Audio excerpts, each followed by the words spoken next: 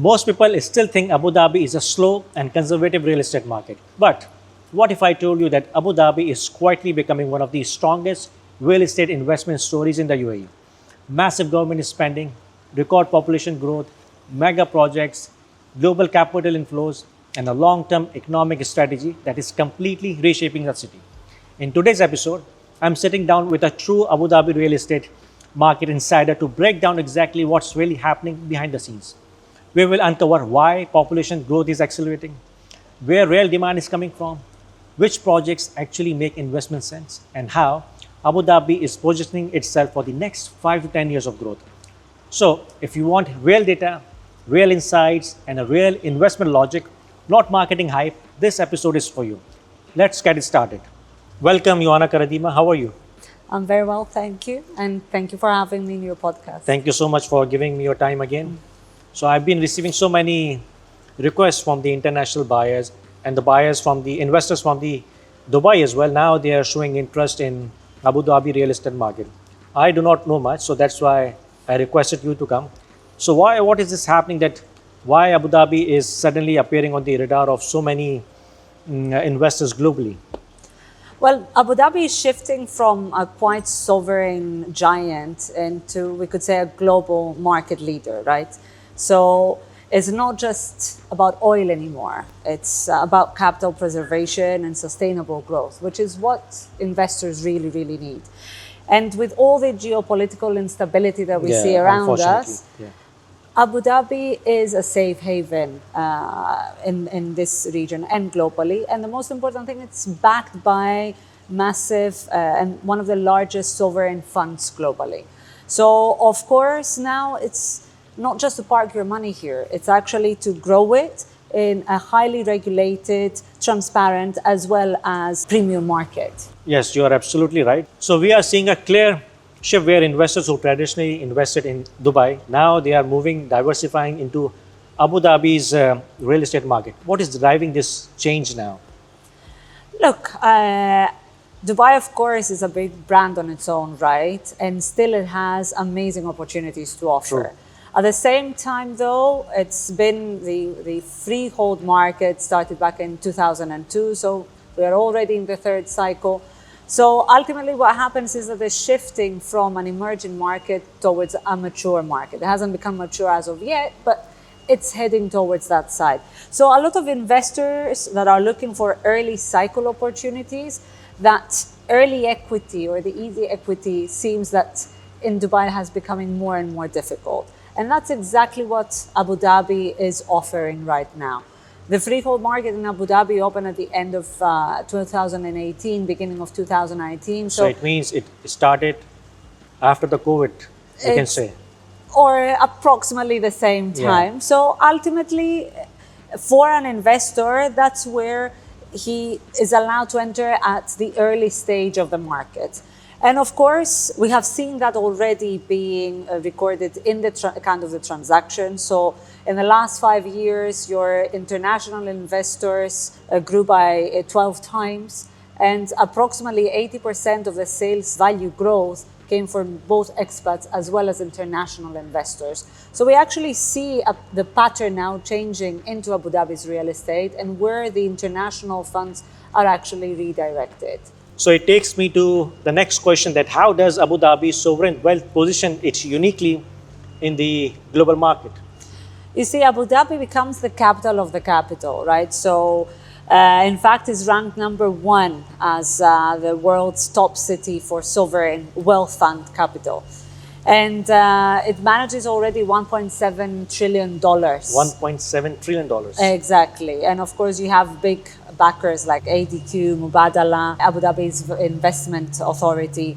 So it's that liquidity buffer that actually allows you to have this safety in volatile times, right? It's not an economy that is dependent on oil, but rather the non-oil dependency and the diversification of the economy is something that actually started for a few years now. And we see it in reality. So beyond oil, what other sectors are driving the Emirates' economic transformation? So Abu Dhabi is aggressively transforming into a global technology hub, and it becomes the new Wall Street, we can say, driven by two key pillars. The first one is your hedge funds and finance. So you have ADGM, which is attracting a wave of smart money and becomes the fastest growing financial center in the region. So it's no longer just banks like Goldman Sachs and JP Morgan. You have elite hedge funds and asset managers that are migrating here. Ray Dalio, for example, the founder of Bridgewater, has established a presence. You have major firms like Morgan Stanley, GQG Partners, and AXA AM that have secured their licenses. So this influx of high-earning finance professionals is directly driving your demand for your even ultra-luxury real estate. And then on the other hand, you have your data centers and AI. So, of course, Dubai, for example, is a tourism hub. Abu Dhabi, on the other hand, is building the region's digital backbone. So already we have a massive partnership between Microsoft and G42, which involves a $15.2 billion investment to establish Abu Dhabi as a global AI node. So to support this, Kazna Data Centers, a G42 company, is expanding capacity by 200 megawatts. So this infrastructure, we can all understand that it attracts talent and positions the Emirate as a future-proof economy independent of your oil cycles. Well, this is very informative for me. I had no idea. But now to the next question, that how does the government's approach to real estate supply differ from the other regional markets here in Abu Dhabi?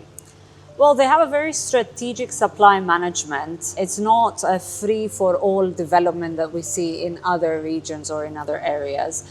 At the same time, you don't have these massive launches, massive number of units coming into the market in terms of supply. So, in fact, there is a very strict control on the number of launches, on the number of stock that is coming up. So ultimately, that is your protection when it comes to the preservation of the value of the unit you acquire. I mean, yeah, right now in Dubai, because we heavily focus there, this is the main problem that people are talking about, the supply and demand imbalance. I mean, almost every day there is a new developer coming. They are bringing studios, 1 beds, 2 beds, apartments, buildings are coming. And then there is a supply of the townhouses and villas, but on a limited scale. But here in Abu Dhabi, the situation is different. Look, again, Dubai is doing an amazing job in terms of monitoring as well what is coming up in the market. So it's not something that just comes out of nowhere. At the same time, Abu Dhabi, we can say it's a bit more strict in terms of which developers they allow to come. It goes at a slower pace, but that's not necessarily bad. I mean, slower pace means steadier growth potentially, more controlled microeconomy in all your areas. And if you see the areas right now that are being opened in Abu Dhabi, the majority are close to your coastal line, your islands, all your prime areas. And Abu Dhabi currently offers approximately 34% more competitive price, we can say, as compared to Dubai. Again, though, I think it would be a mistake to get into that comparison, because we should be comparing apples to apples. And as I said before, Dubai's international market with your freehold started back in 2002.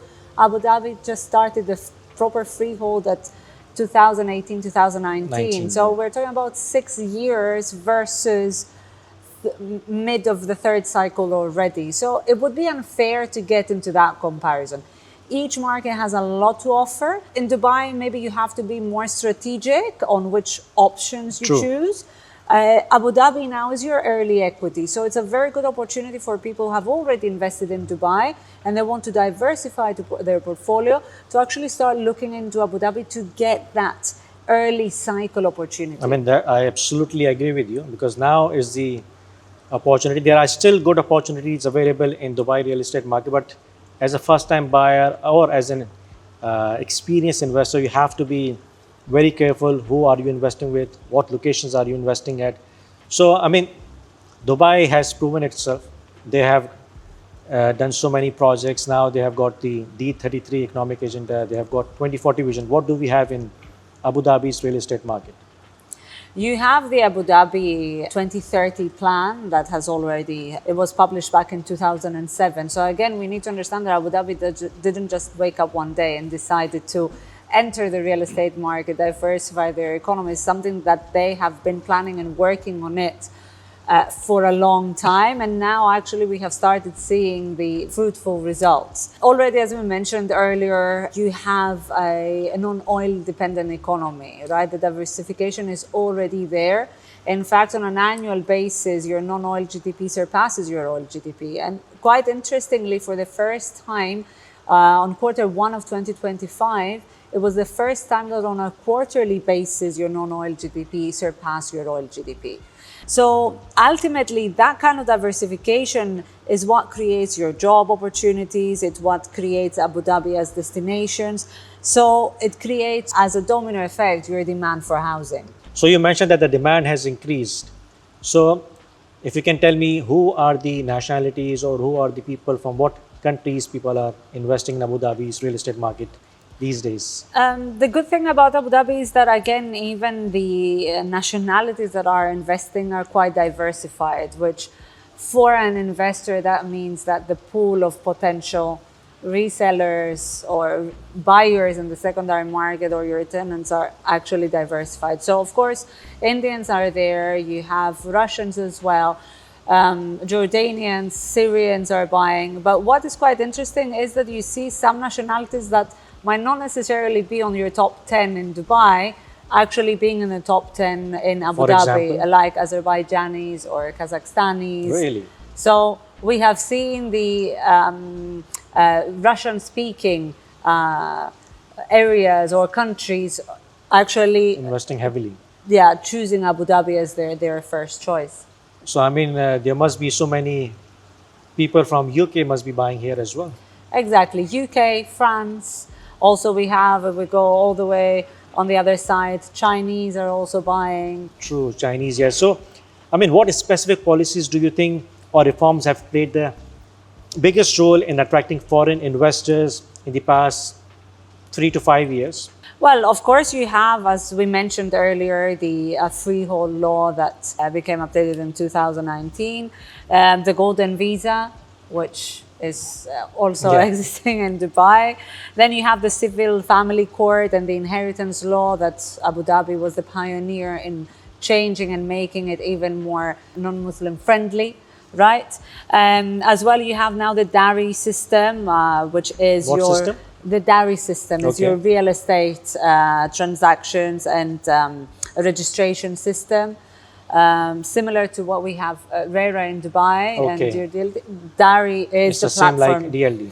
Yeah, it's like your REST app Okay. in Dubai. In Abu Dhabi is your DARI system. So the transparency is there, regulations are there. So it's smooth for everyone who wants to invest in Abu Dhabi to have an understanding and do everything online as well.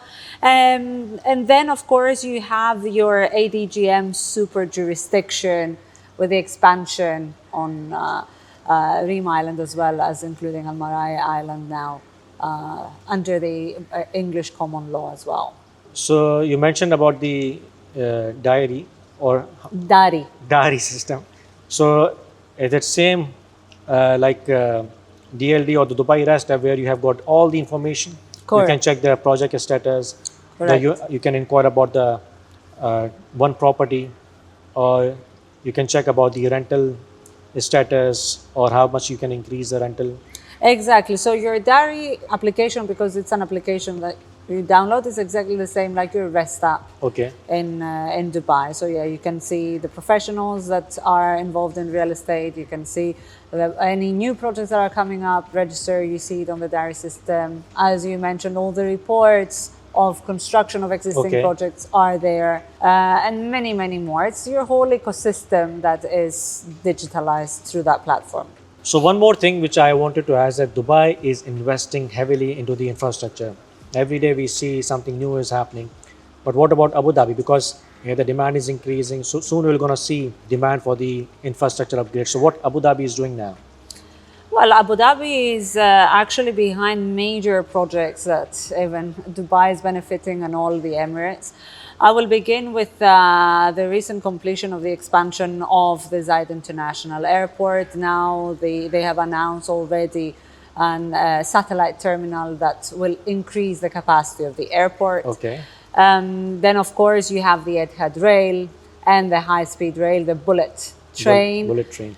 But also there are two projects that are not so much, let's say, advertised, which is your Hafid Rail, which connects your UAE with Oman. Okay. It's both for freight as well as for passengers. And also your Westlink project, which is a causeway that connects directly Qatar and UAE. So you don't have to go through Saudi anymore. You just have direct connection, again, both for trade as well as for population. Now, the interesting fact is that all these projects are overseen by Etihad Rail, which is only 30% owned by the federal government and 70% owned by the Abu Dhabi government. So you can clearly see that all the changes that are happening across UAE and the way UAE is positioning itself as the central hub of the region, the positive, I could say, enabler behind it is Abu Dhabi. Very good. So one more thing, I mean, this is very informative about the infrastructure upgrades and everything. One more thing we talk about Dubai, that population is increasing rapidly in Dubai. I mean, it has crossed 4 million recently, but we are also seeing that population is increasing in Abu Dhabi as well. But if you can tell us that Abu Dhabi as a region, as a city, in how many parts is divided, and when we see that population is increased, is it increasing in the Abu Dhabi city or in the other parts as well? That's quite an interesting question. So Abu Dhabi occupies the majority of the land of the UAE. It's approximately 86%. 86%? Yes, it's the majority, if you see it on the map, the majority of the land. Now, your whole Abu Dhabi, we can say it's divided into three main parts. Okay. One, of course, is your Abu Dhabi region, which is where your freehold areas are. Okay. Then your Al Ain and Al Dhafra, the largest part. Okay. Your whole Abu Dhabi grew by 7.8%. And when it comes last year, and when it comes to your Abu Dhabi region, which is where investors are looking at, it actually had the highest growth across all UAE, and is one of the fastest growing areas in the region. It grew by 8.8%. Okay. So currently, as per the last data, we're waiting for the updates for 2025, but the Abu Dhabi region has 2.8 million, and their target is to increase it to 5.4 million Until? by 2040. By 2040. So it means that here the population increases more, demand is supply, but what about the supply? Do we have the supply and demand imbalance here? It means soon we're going to see more increase in the prices here? Well, on that, we have to add another factor, is the kind of population that is coming in. Very good. So what is quite interesting about Abu Dhabi is the very healthy balance between your blue collar and your white collar. We have approximately 54% or 55% your blue collars, and then the remaining is your white collar. So ultimately, that allows Abu Dhabi two things. Number one, to grow at scale, because of course you have enough minds to generate ideas, but you also have enough hands to execute these ideas. But at the same time, from an investor's perspective, it means that you have enough population, which is actually, by the way, growing equally healthily. Your professional, your white collar grew by 6.4% last year. You have enough people that are coming in that have high standards in terms of grade A living, that have the purchasing power to actually absorb your investment at a premium. Yes, very good. So answering your question now, we said that from 2.8 we want to reach 5.4. That is approximately 2.57 million additional residents that they're bringing in. Now, your average household in Abu Dhabi is a bit bigger as compared to Dubai. It's What is it? 4.7. Okay. So again, you see that it's a lot of families that are coming and settling here. So with the simple maths, that gives you the number of 36,500 units that Abu Dhabi has to deliver on an annual basis in order to accommodate that growing population. If you check the anticipated handovers in the next few years, even in 2028, 2029, the anticipated handovers do not exceed 20,000. So that is very good news for the Yeah, investors and the end users. correct. I mean, this is actually really good because, again, in Dubai, I advise all my investors to invest where the area is new, where the supply and demand, there is not too much imbalance, where the government is spending heavily, and where the invest mostly in the towards the south of Dubai or towards the coastal areas, or investing in the areas where there is less demand, for example, like in townhouses or in the villas. So what do we see here in Abu Dhabi? Are there more apartments or townhouses or the villas or what? Look, again, as in any economy or in any real estate market, of course, your apartments dominate. That is logical. So even in Abu Dhabi, approximately 70% of your stock, your current stock, is apartments, and the remaining is your villas. But again, I think we have to see how Abu Dhabi is planning the development of each and every area and how actually it allows each area to benefit. So if we take Yas Island as an example, right? Yas Island is not just your Disneyland or your Harry Potter. They're very, very important global magnets, no question on that. But Yas is much more than that. It's a microeconomy on its own right. You have your regular workforce because you have your free zone, your 454 there. Already they operate, 800 companies operate there. More than 1,000 influencers are operating from there. And by 2031, the target of Yas Creative Hub, which hosts your free zone company, the target is to increase the professional up to 16,000 plus. 16,000? Yes. So of course, these 16,000, it's your 454 is your entertainment and media free zone. Not all of them will come solo. They will come with their families and so on and so forth. So ultimately, apart from your tourists, you also have your regular workforce coming there. On top of that, you have your MICE events, your corporate travelers. Last year in Yas Island, your events grew by 17%. So with approximately the target is to reach 19,500 square meters of business space, and with more than 100,000 corporate travelers, I as an investor, if I want to invest in short-term rental, I have global magnets that are coming into Yas, like your Disneyland, like your Harry Potter. But also during, let's say, the low season, I have my MICE events to cover that gap. And again, look at how hospitality is planned. In whole Abu Dhabi right now, it's a little bit more than 30,000 keys, and they do not plan to exceed more than 50,000 keys on your by 2030. Right, so if we go back to Yas, Yas currently has only 10 hotels. It has a total of 3,217 keys. Only 10 hotels? Only 10 hotels. Okay. 3,217 keys. So the F1 is happening there, so many concerts are happening there. Exactly. In fact, in Yas Island, last year, it attracted or it brought more than 38 million visitors. That was a 10% growth year on year. So with only 3,217 hotel rooms, it's not enough to cover that. So ultimately, what does that mean for me as an investor? It means that there is a spillover into your short-term rentals. Your hospitality in this micro market is not competing your short-term rentals. It actually helps it. So in this calculation, we are not taking the impact which will going to happen when the Disneyland comes. It will be on the another level. Look, Disneyland itself, if you check the existing Disneylands, attracts around 17 to 18 million visitors per annum. Harry Potter, on its first year alone, attracted around 10 million. You have the sphere, and the sphere that's coming in Abu Dhabi. There's only one currently in Vegas. Vegas, yeah. Vegas, in its first year, it brought $1 billion in revenue. It sold more than 4 million tickets. And it's a multi-event space, right? So you have consistent magnets that the government is bringing into Abu Dhabi.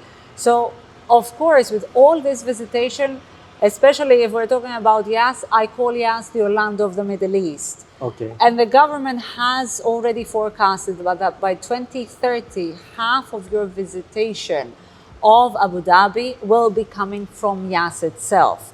So with all these people visiting, of course, the total number that they want to bring in hotel keys up to 4,000 is not enough. So your spillover is your short-term rentals. I mean, you have got all the facts and figures and numbers on your fingertips. So we talk about the Yas Island, then there is Saadiyat Island, there is Fahid Island, and there are more projects coming up in Abu Dhabi. I mean, so that's a lot of information about the Yas Island. Is there anything left, or you want to talk about Saadiyat Island? Look, Abu Dhabi obviously is focusing on each area separately in order for anyone investing in Abu Dhabi to benefit respectively. So if we talk about Saadiyat, Saadiyat also increased its visitation by 10%. Of course, with the Louvre Museum already there, with Zayed National Museum, with your Natural History Museum, and also Guggenheim coming up, they expect the cultural visitation to increase by 3 to 10 million visitors by 2030.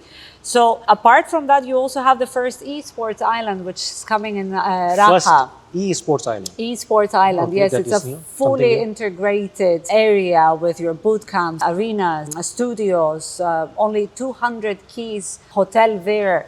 So just to understand how massive a number of population an esports event attracts, currently if you see the global stats, an esports event is a multi-day event and it can attract even more than 70,000 people.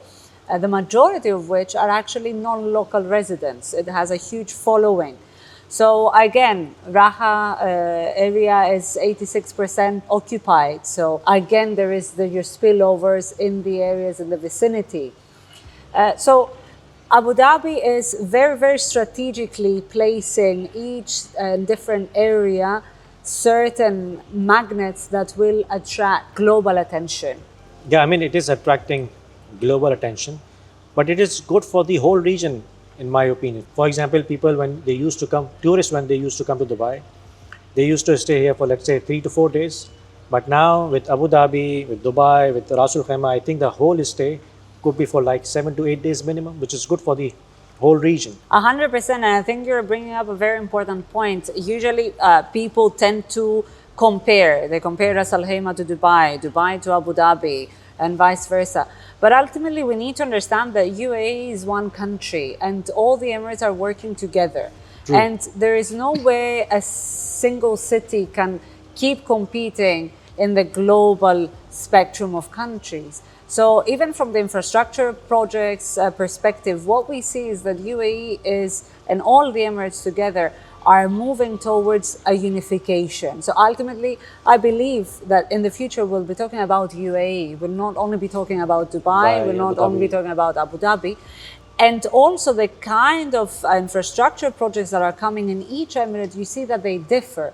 So Abu Dhabi is not competing Dubai, nor does it want to become a Dubai 2.0. It creates its own path and it puts its own brand out, separate to Dubai, but ultimately complementary to Dubai and vice versa. True. So right now, because what I've seen is not everyone is investing in Abu Dhabi, but now they are educating themselves, they are trying to get the facts and figures, numbers.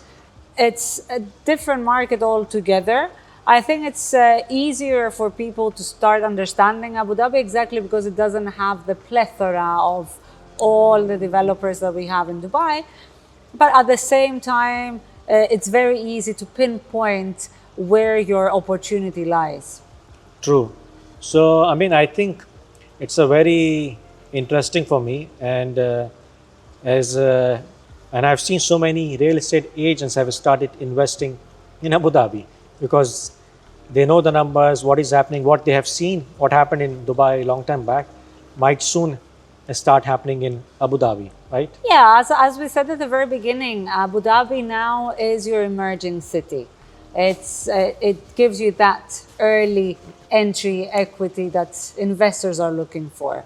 And you have more options, you can say. At the same time, again, real estate is also a long-term investment. So ultimately, again, you should be educated and understand how the government is planning the future of each area in Abu Dhabi, and decide based on your financial capability, but also your financial goals, in which areas within Abu Dhabi you should invest and in what typology and so on and so forth. As you mentioned, which area, so I mean, I think it would be a very long discussion again, which we're going to cover in the maybe some other video, because I want to discuss in detail about the Yas Island, or about the Saadiyat or Fahid, or the other two areas where the new projects are coming.